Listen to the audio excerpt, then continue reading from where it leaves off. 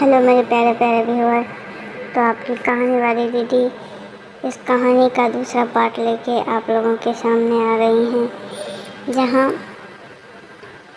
प्रकाश पर उसकी माँ जान देती है। उसका आनंद, उसकी अभिलाषा, उसका संसार, उसका स्वर्ग सब प्रकाश पर न्यौछावर करती है। पर यह मजाल नहीं कि प्रकाश कोई शरारत करे और करुणा आंखें बंद कर ले। नहीं, वह उसके चरित्र की बड़ी कठोरता से देखभाल करती है। वह प्रकाश की माँ नहीं, माँ बाप दोनों है। उसके पुत्र स्नेह में माता की ममता के साथ पिता की कठोरता भी मिली हुई है। पति के अंतिम शब्द अभी तक उसके कानों में गूंज रहे हैं। वह आत्मोल्लास जो उनके चेहरे पर झलकने लगा था, वह गर्व में लाली जो उनकी आंखों में छा गई, अभी तक उनकी आंखों में फिर रही है। निरंतर पति चिंतन से आदित्य को उसकी आंखों में प्रत्यक्ष कर दिया है।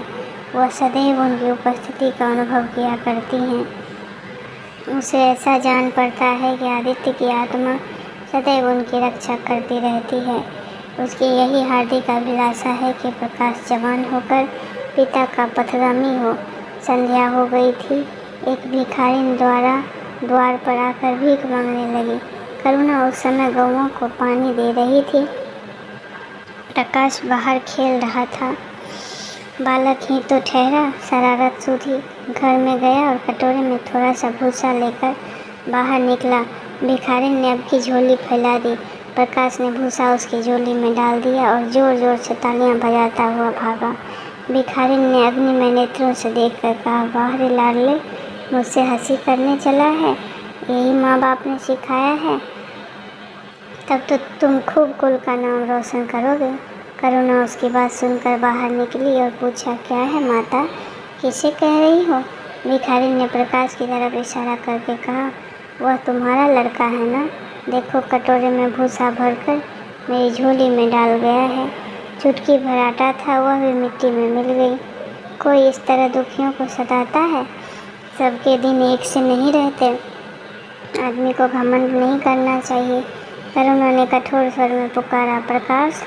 प्रकाश लज्जित न हुआ, अभिमान से सिर उठाए आया और बोला, वह हमारे घर भीख क्यों मांगने आई है?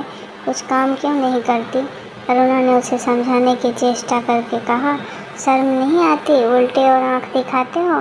प्रकाश, शर्म क्यों आए? यह क्यों रोज भीख मांगने आती है? हमारे यहाँ क्या कोई चीज़ मुफ्त आती है? करुणा, तुम्हें कुछ न देना था तो सीधे कह देते, जाओ। तुम यह शरारत क्यों की? प्रकाश, उसकी आदत कैसे छूटती?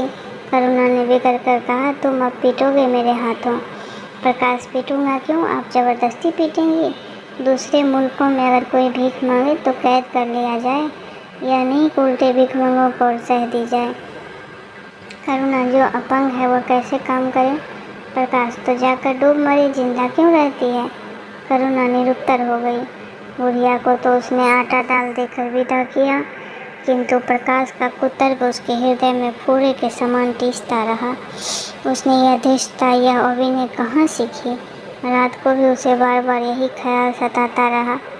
आधी रात के समीप एकाएक प्रकाश की नींद टूटी। लालटेन जल रही थी और करुणा बैठी रो रही थी। उठ बैठा, बोला, अम्मा, अभी तुम सोई नहीं? करुणा ने मुंह फेर कर कहा, नींद नहीं आई। तुम कैसे जग गए? प्यास तो नहीं लगी है? प्रकाश, नहीं अम्मा, ना जाने क्यों आँख खुल गई। मुझसे आज बड़ा अपराध हुआ अम्मा। करुणा ने उसके मुख की ओर स्नेह के नेत्रों से देखा। प्रकाश, मैंने आज बुढ़िया के साथ बड़ी नटखट की, मुझे क्षमा करो, फिर कभी ऐसा शरारत ना करूँगा। यह कहकर रोने लगा।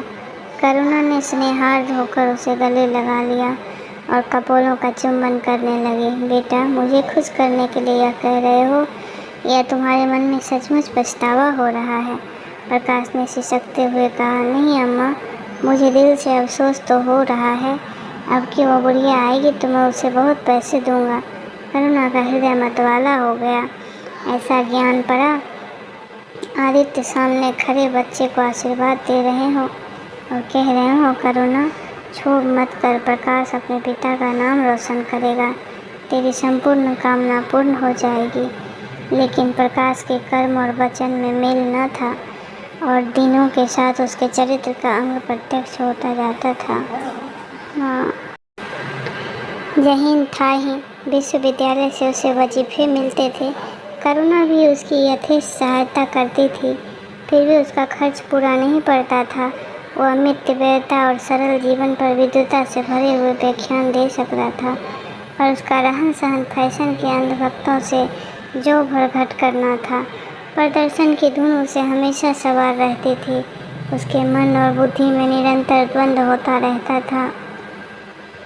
मन जाति की ओर था, बुद्धि अपनी ओर। बुद्धि मन को दबाए रहती थी। उसके सामने मन की एक नहीं चलती थी।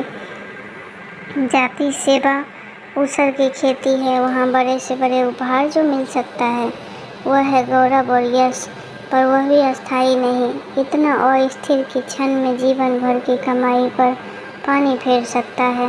अतएव उसका अंतःकरण अनिवार्य वेग के साथ विलासमय जीवन की ओर झुकता था, यहाँ तक कि धीरे धीरे उसे त्याग और निग्रह से घृणा होने लगी।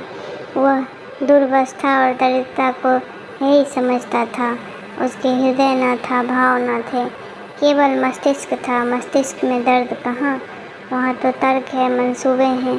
सिंध में बाढ़ आई, हजारों आदमी तबाह हो गए। विद्यालय ने वहाँ एक सेवा समिति भेजी। प्रकाश के मन में द्वंद्व होने लगा, जाऊँ या ना जाऊँ। इतने दिनों अगर वह परीक्षा की तैयारी करे तो प्रथम श्रेणी में पास हो। चलते समय उसने बीमारी का बहाना कर दिया। करुणा ने लिखा, तुम सिंध न गए, इसका मुझे दुख है। तुम बीमार रहते हुए भी वहाँ जा सकते थे।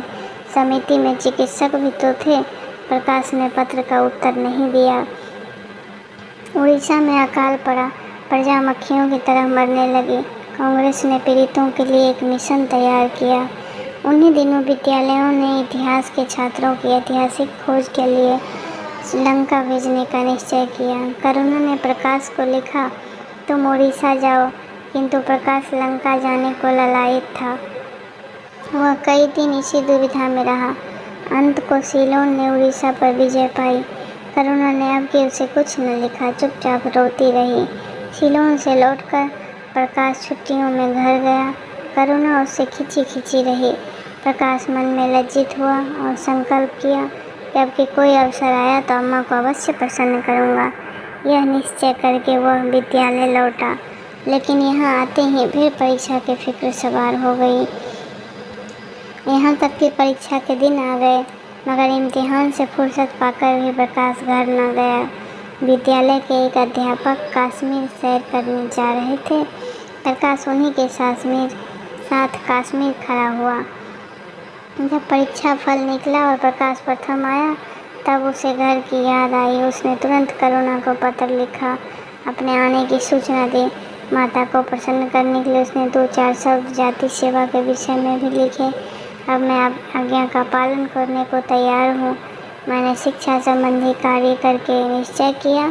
इसी विचार से मैंने यह विशिष्ट स्थान प्राप्त किया। हमारे नेता भी तो विद्यालयों के आचार्यों का ही सम्मान करते हैं। अभी वक उन उपाधियों के मोह से मुक्त नहीं हुए थे। हमारे नेता भी योग्यता, सदुत्साह, लगन का उतना सम्मान नहीं करते जितना उपाधियों का।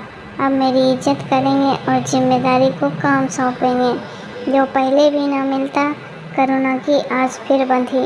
विद्यालय खुलते ही प्रकाश के नाम रजिस्ट्रार का पत्र पहुंचा। उन्होंने प्रकाश का इंग्लैंड जाकर जीवाभ्यास के लिए सरकारी वजीफे की मंजूरी की सूचना दी। प्रकाश पत्र हाथ में लिए हर्ष के उन्माद में जाकर माँ से बोला, अम्मा, मुझे इंग्लैंड जाकर पढ़ने के लिए सरकारी वजीफा मिल गया। करुणा ने उदासीन भाव से पूछा, तो तुम्हारा क्या इरादा है? प्रकाश, मेरा इरादा, ऐसा अवसर पाकर भला कौन छोड़ता है? करुणा, तुम तो स्वयं सेवकों में भर्ती होने जा रहे थे। प्रकाश, तो आप समझती हैं स्वयं सेवक बन जाना ही जाति सेवा है? मैं इंग्लैंड से आकर भी तो सेवा कार्य कर सकता हूँ। और अम्मा, सच पूछो तो एक मजिस्ट्रेट अपने देश का जितना उपकार कर सकता है उतना 1000 स्वयंसेवक मिलकर भी नहीं कर सकते। मैं तो सिविल सर्विस की परीक्षा में बैठूंगा और मुझे विश्वास है कि सफल हो जाऊंगा। करुणा ने चकित होकर पूछा, तो क्या तुम मजिस्ट्रेट हो जाओगे? प्रकाश सेवा भाव रखने वाला एक मजिस्ट्रेट कांग्रेस के 1000 सभापतियों से ज़्यादा उपकार कर सकता है अम्मा। अखबारों में उसकी लंबी लंबी तारीफ़ें न छपेगी, उसकी वक्तृताओं पर तालियां न बजेगी, जनता उसके जुलूस की गाड़ी न खींचेगी, न विद्यालय के छात्र उसको अभिनंदन पत्र देंगे, पर सच्ची सेवा मजिस्ट्रेट ही कर सकता है। करुणा ने आपत्ति के भाव से कहा, लेकिन यही मजिस्ट्रेट तो जाति के सेवकों को सजाएं देते हैं, उन पर गोलियां चलाते हैं। प्रकाश बोला, अगर मजिस्ट्रेट के हृदय में परोपकार का भाव है तो वह नरमी से भी काम कर सकता है, जो दूसरों पर गोलियां चलाकर भी कर सकते हैं। करुणा, मैं यही नहीं मानती। सरकार अपने नौकरों को इतनी स्वाधीनता नहीं देती, वह एक नीति बना देती है और हर एक सरकारी नौकर को उसका पालन करना पड़ता है। सरकार की पहली नीति यह है कि वह दिन दिन अधिक संगठित और दृढ़ हो। इसके लिए स्वाधीनता के भावों का दमन करना होता है। अगर कोई मजिस्ट्रेट इस नीति के विरुद्ध काम करता है तो वह मजिस्ट्रेट न रहेगा। वह हिंदुस्तानी था जिसने तुम्हारे बाबूजी को जरा सी बात पर 3 साल की सज़ा दे दी। इसी सज़ा ने उनके प्राण लिए। बेटा, मेरी इतनी बात मानो, सरकारी पदों पर ना गिरो। मुझे यह मंजूर है कि तुम मोटा खाकर और मोटा पहनकर देश की कुछ सेवा करो, इसके बदले कि तुम हकीम बन जाओ और शान से जीवन बिताओ। यह समझ लो कि जिस दिन तुम यही अफसरें तुम्हारी नाकामी पर कुर्सी पर बैठोगे, उस दिन से तुम्हारा दिमाग हकीमों सा हो जाएगा। तुम यही चाहोगे कि अफसरों में तुम्हारी नेक नामी हो और तरक्की हो। एक गंवारू मिसाल लो, लड़की जब तक मायके में कुंवारी रहती है वह अपने को उसी घर की समझती है, लेकिन जिस दिन ससुराल चली जाती है वह अपने घर को दूसरों का घर समझने लगती है। माँ बाप भाई सब वही रहते हैं, लेकिन वह घर अपना नहीं रहता। यही दुनिया का दस्तूर है। प्रकाश ने खींच कर कहा, तो क्या आप यही कहना चाहती हैं कि मैं ज़िंदगी भर चारों तरफ ठोकरें खाता फिरूं? करुणा कठोर नेत्रों से देखकर बोली, अगर ठोकर खाकर आत्मा स्वाधीन रह सकती है तो मैं कहूँगी कि ठोकर खाना अच्छा है। प्रकाश ने निश्चयात्मक भाव से पूछा, तो आपकी यही इच्छा है? करुणा ने उसी स्वर में उत्तर दिया, हाँ, मेरी यही इच्छा है। प्रकाश ने कुछ जवाब न दिया, उठकर बाहर चला गया। तुरंत रजिस्ट्रार को इनकी जानकारी पत्र लिख भेजा, मगर उसी क्षण से मानो उसके सिर पर विपत्ति ने आसन जमा लिया। विरक्त और विमन अपने कमरे में पड़ा रहता, ना कहीं घूमने जाता, ना किसी से मिलता। मुंह लटकाए भीतर आता और फिर बाहर चला जाता। यहाँ तक महीना गुजर गया, ना चेहरे पर वो लाली रही, न तेज। आँखों अनाथों के मुख की भांति याचना से भरी हुई थी। होठ हंसना भूल गए थे, मानो उन सरकारी पत्र के साथ उसकी सारी सजीवता, चपलता, सरलता विदा हो गई। करुणा उसके मनोभाव समझती थी और उसके शोक को भुलाने की चेष्टा करती, पर रूठे देवता प्रसन्न न होते। बेटा, अगर तुम्हें विलायत जाने की ठान ही ली है तो चले जाओ, मना नहीं करूँगी। मुझे खेद है कि मैंने तुम्हें रोका। अगर मैं जानती कि तुम्हें इतना आघात पहुँचेगा तो कभी नहीं रोकती। मैंने तो केवल इस विचार से रोका था कि तुम्हें जाति सेवा में मग्न देखकर तुम्हारे बाबूजी की आत्मा प्रसन्न होगी। उन्होंने चलते समय यही वसीयत की थी। प्रकाश ने रुखाई से जवाब दिया, अब क्या जाऊँगा, सरकारी खत लिख चुका। मेरे लिए कोई अब तक बैठा थोड़ी होगा, कोई दूसरा लड़का चुन लिया होगा। फिर कहना ही क्या है, जब आपकी मर्जी है कि गांव-गांव के खाक छानता फिरूं तो वही सही। करुणा का गर्व चूर चूर हो गया। इस अनुमति से उसके बाधा का काम लेना चाहा, पर सफल न हुई। बोली, अभी ना चुना गया होगा, लिख दो, मैं जाने को तैयार हूँ। प्रकाश ने झुंझला कर कहा, अब कुछ नहीं हो सकता, लोग हंसी उड़ाएंगे। मैंने तय कर लिया है कि जीवन को आपकी अच्छा के अनुसार ही जीऊँगा। तो दोस्तों, आपको इस कहानी का अगला पार्ट मिल जाएगा। तब तक आप मेरे चैनल को सब्सक्राइब कर लें। अगर आपको ये कहानी अच्छी लगती है तो हमारे कमेंट सेक्शन में आप यस लिख कर भेजें। तो दोस्तों, आपकी कहानी वाली दीदी बिरली थी आपसे मिलती है इसके अगले भाग में।